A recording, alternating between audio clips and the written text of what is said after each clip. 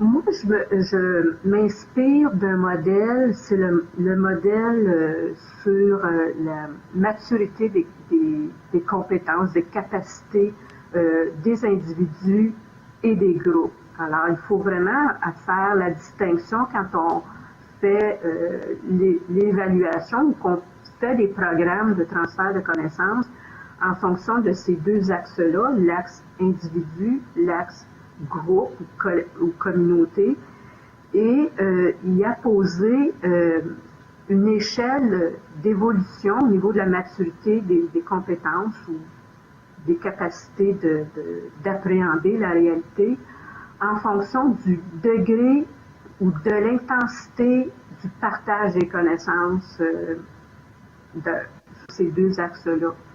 Et c'est souvent en fonction de la complexité des situations. Alors, puis pour moi, c'est un constat que j'ai fait au niveau de ma pratique. Et puis, c'est ce modèle-là, ou ce cadre-là qui m'aide à évaluer ou à pouvoir ajuster les actions. C'est toujours en fonction du niveau de complexité d'une situation. Plus la situation est complexe, plus le partage et les échanges doivent être fréquents et intensifs. Alors, c'est une courbe, là, on pourrait dire même exponentielle, peut-être qui va en croissant, et c'est de tendre vers un niveau. Il y a des auteurs qui vont nous parler de 4 niveaux, 5 niveaux. Je pense que 4 niveaux, c'est bien.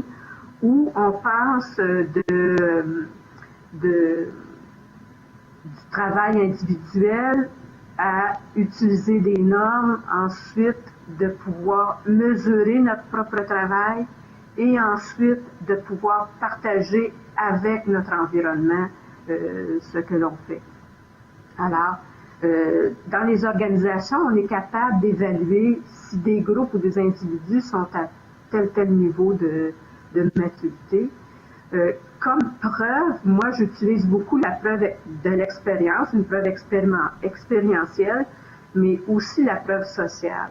Et actuellement, avec les médias sociaux, avec tous les outils que l'on a actuellement, c'est de plus en plus facile de faire des mesures de la propagation des innovations ou du transfert des connaissances avec les outils que l'on a. Alors, pour moi, là, c'est vraiment, moi, j'ai une pratique qui est basée sur des preuves et basée sur des modèles de croissance, croissance des compétences ou d'autonomisation. Moi, j'ai été très inspirée par les travaux de Yves Saint-Arnaud, ici un chercheur de l'Université de Montréal, qui a travaillé beaucoup sur l'autonomisation, sur l'actualisation des personnes, mais aussi des groupes. Alors, je me réfère à ça. Et c'est vraiment ce modèle-là qui m'a toujours été bien utile.